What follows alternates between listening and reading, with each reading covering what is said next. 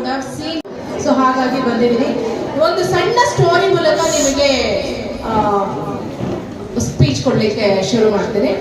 ಒಂದು ದೇವಸ್ಥಾನ ಇರುತ್ತೆ. ದೇವಸ್ಥಾನ ಅಂದ್ರೆ ಟೆಂಪಲ್. ಆ ಟೆಂಪಲ್ ಅಲ್ಲಿ ಒಬ್ರು ಹಿರಿಯರು ಇರ್ತಾರೆ. ಅವ್ರ ಹಿರಿಯರು ದೇವಸ್ಥಾನ ನೋಡ್ಕೊಳ್ತಾರೆ, ಜೊತೆಗೆ ಅವ್ರಿಗೊಂದು ಹ್ಯಾಬಿಟ್ ಏನಂದ್ರೆ ಹೆಲ್ಪ್ ಮಾಡಬೇಕು ಅಂತ. ಸೊ ಅವ್ರಿಗೆ ಎಷ್ಟು ಸಾಧ್ಯ ಆಗುತ್ತೋ ಅಷ್ಟು ಪ್ರತಿದಿನ ದೇವಸ್ಥಾನದ ವರ್ಕ್ ಮುಗಿದ್ಮೇಲೆ ಈವ್ನಿಂಗು ಬೇರೆ ಬೇರೆಯವ್ರಿಗೆ ಹೆಲ್ಪ್ ಮಾಡ್ತಾ ಇರ್ತಾರೆ. ಇದೇ ರೀತಿ ಅವ್ರದ್ದು ರೋಟೀನ್ ಆಗಿ ಕೆಲಸ ನಡೀತಿರುತ್ತೆ. ಆಫ್ಟರ್ ಫ್ಯೂ ಡೇಸ್ ಒಬ್ರು ಏಂಜಲ್ ಬರ್ತಾರೆ.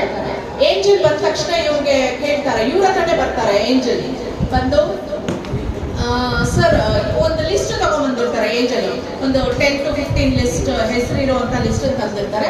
ಆ ಹೆಸರಿರೋರ್ನೆಲ್ಲ ಇವ್ರು ಎಲ್ಲಿದ್ದಾರೆ, ಇವ್ರ ಮನೆ ಎಲ್ಲಿ ಅವು ಅಂತ ಕೇಳ್ತಾ ಇರ್ತಾರೆ ಏಂಜಲ್. ಅದಕ್ಕೆ ಸರಿ ಅಂತ ಇವ್ರು ಮೊದಲೇ ಹೆಲ್ಪಿಂಗ್ ನೇಚರ್ ಅಲ್ವಾ, ಸೊ ಎಲ್ಲಾರ್ದು ಅಡ್ರೆಸ್ ಕೊಟ್ಟು ಕಳಿಸ್ತಾರೆ. ನೆಕ್ಸ್ಟ್ ಡೇ ಮತ್ತೆ ಬರ್ತಾರೆ. ನೆಕ್ಸ್ಟ್ ಇನ್ನೊಂದು ಲಿಸ್ಟ್ ತಂದಿರ್ತಾರೆ. ನೆಕ್ಸ್ಟ್ ಇನ್ನೊಂದು ಲಿಸ್ಟ್ ಕೇಳ್ತಾರೆ. ಇವರು ಮತ್ತೆ ಅದೇ ಅಡ್ರೆಸ್ ಎಲ್ಲ ಹೇಳ್ತಿರ್ತಾರೆ. ಥರ್ಡ್ ಡೇ ಬರ್ತಾರೆ ಏಂಜಲ್, ಮತ್ತೆ ಕೇಳ್ತಾರೆ, ಯಾಕೆ ಇದು ಲಿಸ್ಟ್ ತಗೊಂಡ್ಬರ್ತೀರಾ, ಡೈಲಿ ಲಿಸ್ಟ್ ತಗೊಂಡ್ಬರ್ತೀರಾ, ನನ್ನ ಹತ್ರ ಕೇಳ್ತೀರಾ ಇವ್ರ ಮನೆಯಲ್ಲಿ ಅವ್ರ ಮನೆಯಲ್ಲಿ ಅಂತ ಕೇಳ್ತಿರ್ತೀರಾ ಅಂತ. ಸೊ ಅವರು ಹೇಳ್ತಾರೆ, ಇದು ಗಾಡ್, ದೇವ್ರು ಕಳ್ಸಿರುವಂತ ಲಿಸ್ಟ್, ಅವ್ರಿಗೆ ಗಿಫ್ಟ್ ಕೊಡೋದು, ಕೊಟ್ಟು ಕಳ್ಸಲಿಕ್ಕೆ ಕಳ್ಸಿರುವಂತದ್ದು ನನ್ನನ್ನ. ಸೊ ಹಾಗಾಗಿ ನಾನು ಎಲ್ರಿಗೂ ಗಿಫ್ಟ್ ಕೊಡ್ಲಿಕ್ಕೆ ಬಂದಿರುವಂತದ್ದು. ಯಾಕೆ ಗಿಫ್ಟ್ ಅದು ನನಗೆ ಗೊತ್ತಿಲ್ಲ ಅಂತ. ನೆಕ್ಸ್ಟ್ ಡೇ ಬರ್ತಾರೆ. ಇವ್ರಿಗೆ ಸಿಟ್ಟು ಬರುತ್ತೆ, ಏನ್ರಿ ನಾನೇ ನಿಮ್ಗೆ GPS ವಾಟ್, ನಾನು ಎಲ್ಲರಿಗೂ ಅಡ್ರೆಸ್ ಬರ್ತೀರಾ, ಡೈಲಿ ಬರ್ತೀರಾ, ನನ್ನ ಕೇಳ್ತೀರಾ ಇವ್ರ ಅಡ್ರೆಸ್ ಅಲ್ಲಿ ಅವ್ರ ಅಡ್ರೆಸ್ ಅಲ್ಲಿ ಅಂತ, ಸೊ ಎಲ್ಲಾರ್ಗು ಕಳ್ಸ್ಕೊಡ್ತಿರ್ತೀರಾ ಅಂತ. ಸೊ ಅದಕ್ಕೆ ಅವ್ರು ಹೇಳ್ತಾರೆ, ಫಸ್ಟ್ ಕೇಳೋರು ಆ 3 ಲಿಸ್ಟ್ ಅಲ್ಲಿ ಕೂಡ ಅವ್ರು ಕೇಳ್ತಾ ಇರ್ತಾರೆ, ನನ್ನ ಹೆಸರು ಇದೆಯಾ, ನಾನು ತುಂಬಾ ಜನಕ್ಕೆ ಹೆಲ್ಪ್ ಮಾಡ್ತೀನಲ್ಲ, ಸೊ ನಾನ್ ದೇವ್ರನ್ನ ಜಾಸ್ತಿ ಪ್ರೀತಿಸ್ತೀನಲ್ಲ, ನನ್ನ ಹೆಸರು ಇದೆಯಾ ಅಂತ ಕೇಳ್ತಿರ್ತಾರೆ. ಬಟ್ ಅವ್ರ ಹೆಸರು ಯಾವಾಗ್ಲೂ ಇರಲ್ಲ. ಇವ್ರಿಗೆ ಸಿಟ್ಟು ಬರ್ತಾನೆ ಇರುತ್ತೆ. 5th ಡೇ ಬರ್ತಾರೆ. 5th ಡೇ ಬಂದಾಗ ಒಂದು ಲಿಸ್ಟ್ ತಗೊಂಡ್ಬರ್ತಾರೆ.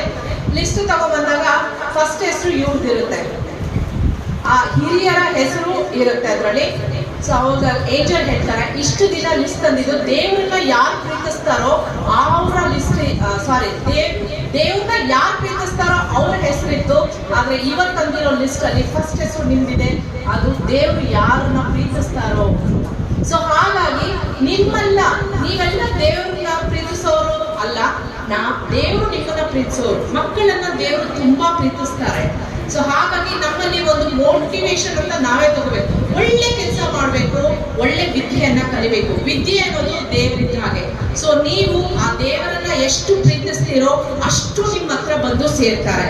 ನೀವು ಅವರನ್ನ ಪ್ರೀತಿಸಿಲ್ಲ ಅಂದ್ರೆ ವಿದ್ಯೆ ನಮ್ಗೆ ಬರೋದಿಲ್ಲ. ವಿದ್ಯೆ is nothing but a god. So we need to love our education. So before loving an education, we need to love ourselves first. So the person who doesn't love himself or herself cannot be enjoyed the love of the world. So ಒಂದಿಗ ನೀವು ನೋಡ್ತಾ ಇದ್ರಿ, ಎಷ್ಟೋ ಜನ ಬಂದು ಇಲ್ಲಿ awards ನ ತಗೊಳ್ತಿದ್ರು. It is so inspirational. ಆ ರೀತಿ ನೀವೆಲ್ಲರಿಗೂ ಪ್ರತಿಯೊಬ್ಬರಿಗೂ ನಮ್ಗೆ ಆ ಒಂದು ಸ್ಟ್ರಾಂಗ್ ಮೆಮರೀಸ್ ಇರುತ್ತೆ, ಮತ್ತೆ ತಗೊಳ್ಳುವಂತ ಕೆಪಾಸಿಟಿ ಪ್ರತಿಯೊಬ್ಬರಲ್ಲೂ ಇರುತ್ತೆ. One thing, we have to put our efforts. So ಅವ್ರಿಗೆ ನಮ್ಗೆ ಭಿನ್ನವಾಗಿ ಟೀಚರ್ಸ್ ಯಾರು ಪಾಠ ಮಾಡಿರಲ್ಲ ಅಲ್ವಾ, ಎಲ್ರಿಗೂ ಒಟ್ಟಿಗೆ ಪಾಠ ಮಾಡಿರ್ತಾರೆ. But why one people will score high marks and why the other people score low marks? It is the difference is the way we concentrate and the way we put efforts matters a lot. So ನೀವು ಪ್ರತಿದಿನ practice ಮಾಡಿ. Habits ಅಂತಂದ್ರೆ ನೋಡಿ, ಯಾರು ಕೆಟ್ಟ habits ನ ಕಲಿಸೋದೇ ಬೇಡ. ನಾವೇ ಸೆಲ್ಫ್ ಮೋಟಿವೇಟೆಡ್ ಆಗಿ ಕಲ್ತ್ಕೊಂಡ್ಬಿಡ್ತೀವಿ. ಆದ್ರೆ ಒಳ್ಳೆ ಹ್ಯಾಬಿಟ್ ಅನ್ನ ನಾವು ಕಲ್ಟಿವೇಟ್ ಮಾಡ್ಕೋಬೇಕು, ನಾವು ಕಲಿಬೇಕು. ಸೊ ಆ ಒಳ್ಳೆ ಹ್ಯಾಬಿಟ್ಸ್ ನ ಕಲಿಬೇಕಾದ್ರೆ, ಕಲ್ಟಿವೇಟ್ ಮಾಡ್ಬೇಕಾದ್ರೆ ನಾವು ಸೆಲ್ಫ್ ಮೋಟಿವೇಟೆಡ್ ಆಗಿರ್ಬೇಕು ಯಾವಾಗ. ಸೊ ಪ್ರತಿದಿನ ಮಿನಿಮಮ್ ಅಂದ್ರೂ 3 to 4 ಅವರ್ಸ್ ಕೂತ್ಕೊಂಡು ಓದೋದನ್ನ ಪ್ರಾಕ್ಟೀಸ್ ಮಾಡಿ. ಅದು ನಿಮಗೆ ಇಷ್ಟವಾದ ಟೈಮಲ್ಲಿ ಆಗಿ. ನಾವು ಇದೇ ಟೈಮಲ್ಲಿ ಓದಿ ಅಂತ ಹೇಳೋದಿಲ್ಲ, it is your preference. So ಅದರಲ್ಲಿ 3 ಆಪ್ಷನ್ಸ್ ನ ನೀವು ಖಂಡಿತವಾಗ್ಲೂ ಫಾಲೋ ಮಾಡಿ. ಒಂದು, ಕೆಲವರಿಗೆ ಜೋರಾಗಿ ಓದಿ ಅಭ್ಯಾಸ ಇರುತ್ತೆ. ಸೊ ಅಂತವ್ರು ನಾವ್ ಹೇಳ್ತಲ್ಲ ಹೀಗೆ ಓದಿ ಅಂತ ಎಲ್ಲೂ ಹೇಳ್ತಾ ಇಲ್ಲ. ಬಟ್ ಯಾವ್ದು ನಿಮ್ಗೆ ಚಾಯ್ಸ್ ಇದೆ ಅದನ್ನ ನೀವು ಚೂಸ್ ಮಾಡ್ಕೊಳ್ಳಿ. ಅಂದ್ರೆ ಜೋರಾಗಿ ಓದಿ ಬರ್ದು ಪ್ರಾಕ್ಟೀಸ್ ಮಾಡಿ, ಮನ್ಸಲ್ಲಿ ಓದ್ಕೊಂಡು ಬರ್ದು ಪ್ರಾಕ್ಟೀಸ್ ಮಾಡಿ, ಇಲ್ಲಾಂದ್ರೆ ಕೇಳಿಸ್ಕೊಂಡು ವಿಷುವಲೈಸೇಷನ್ ಒಂದೇ ಇವಾಗ ವಿಡಿಯೋಸ್ ಬರ್ತಿದಾವಲ್ಲ, ಒಂದು ಲೆಸನ್ ಚಾಪ್ಟರ್ ಪೂರ್ತಿ ಡೀಟೇಲ್ಸ್ ನಿಮ್ಗೆ ಸಿಕ್ಬಿಡ್ತದೆ. ಅದನ್ನ ನೋಡ್ಕೊಂಡು ಕೇಳಿಸ್ಕೊಂಡು ಪ್ರಾಕ್ಟೀಸ್ ಮಾಡಿ. ಸೊ ಪ್ರಾಕ್ಟೀಸ್ ಮಾಡಿರೋದನ್ನ ರೀಕಾಲ್ ಮಾಡಿ, ಮಲಗುವಾಗ ಪ್ರತಿದಿನ ರೀಕಾಲ್ ಮಾಡ್ಕೊಳ್ಳಿ. ನೀವು ಏನ್ ಓದಿದ್ದೀರಾ ಅದನ್ನ ರೀಕಾಲ್ ಮಾಡ್ಕೊಳ್ಳಿ. ಮತ್ತೋದ್ರೆ ತಕ್ಷಣ ಎದ್ದು ತೆಗೆದು ನೋಡಿ, ಅದು ನಿಮ್ಗೆ ಖಂಡಿತವಾಗ್ಲೂ ನೆನಪು ಬಂದ್ಬಿಡುತ್ತೆ. ಮತ್ತೆ ಬೆಳಗ್ಗೆ ಎದ್ದಿದ ತಕ್ಷಣ ಯಾವ ಟೈಮ್ ನಿಮ್ಗೆ ಇಷ್ಟ ಆಗುತ್ತೋ ಆ ಟೈಮಲ್ಲಿ ನೀವು ಕೂತ್ಕೊಂಡು ಅದನ್ನ ಓದಿರೋದನ್ನ ಬರೆದು ಪ್ರಾಕ್ಟೀಸ್ ಮಾಡಿ. ಒಂದ್ 2-3 ಸತಿ ಈ ತರ ಮಾಡ್ಬಿಟ್ರೆ ಅದು ನಿಮ್ಮ ಮನಸ್ಸಿಂದ ಹೋಗೋದೇ ಇಲ್ಲ, ನಿಮ್ಮ ಮೆಮೊರಿನಲ್ಲಿ ಲೈಫ್ ಲಾಂಗ್ ಉಳಿದ್ಬಿಡುತ್ತೆ. So practice is the only way to score the good marks. ಇದ್ರ ಜೊತೆಗೆ ನಿಮಗೆ ಎಲ್ಲರ ಆಶೀರ್ವಾದ ನೋಡಿ. ನಾವು ಇಲ್ಲಿಂದ ಹೊರಗೆ ಬಂದಿರೋ ತಂದೆ ತಾಯಿಗಳಿಗೆ ಒಬ್ಬರೇ ಮಕ್ಕಳು ಇರ್ತಾರೆ ಅಥವಾ 2 ಮಕ್ಕಳು ಇರ್ತಾರೆ. ಬಟ್ ಟೀಚರ್ಸ್ ಮಾತ್ರನೇ ಸಾವಿರಾರು ಮಕ್ಕಳು ಇರ್ತಾರೆ. ನಮ್ಗೆಲ್ಲ ಈ ತರದ ಒಂದು ಕ್ಲಾಸ್ ಕೊಡುವಂಥದ್ದು ನಾವು ಓದುವಾಗಿರ್ಲಿಲ್ಲ. But our DC, I have to say thanks to our DC, because DC ತುಂಬಾ ಇನಿಷಿಯೇಟಿವ್ ತಗೊಂಡು ಎಲ್ಲ ಮಕ್ಕಳು ನಮ್ಮ ಡಿಸ್ಟ್ರಿಕ್ಟ್ ಅಲ್ಲಿ ಪಾಸ್ ಆಗ್ಲೇಬೇಕು, ಅದರಲ್ಲೂ ಒಳ್ಳೆ ಮಾರ್ಕ್ಸ್ ಸ್ಕೋರಿ ಪಾಸ್ ಆಗ್ಬೇಕು ಅನ್ನೋ ನಿಮ್ಮ ಮೇಲೆ ಇಟ್ಟಿರುವಂತ ನಂಬಿಕೆಯನ್ನ ದಯಮಾಡಿ ಅದನ್ನ ಹುಸಿ ಮಾಡಬೇಡಿ. ಪ್ರತಿಯೊಬ್ಬರಿಗೂ ಕೆಪಾಸಿಟಿ ಇದೆ. ನಾನು 35 ಮಾರ್ಕ್ಸ್ ತಗೊಳ್ತೀನಿ ಅಂತ ನೀವು ಥಿಂಕ್ ಮಾಡಬೇಡಿ. ಐ ಕ್ಯಾನ್ ಸ್ಕೋರ್ 90 ಮಾರ್ಕ್ಸ್ ಅಂತ ನೀವು ಯೋಚನೆ ಮಾಡಿ. At least you will score by 70, at least ನೀವು ಸ್ಕೋರ್ ಮಾಡ್ಬೋದು. ಡೋಂಟ್ ನಿಮ್ಮ ಒಂದು ಡೆಸ್ಟಿನೇಷನ್ ಲೋ ಸ್ಕೋರ್ಗೆ ಇಟ್ಕೋಬೇಡಿ. Think of the high.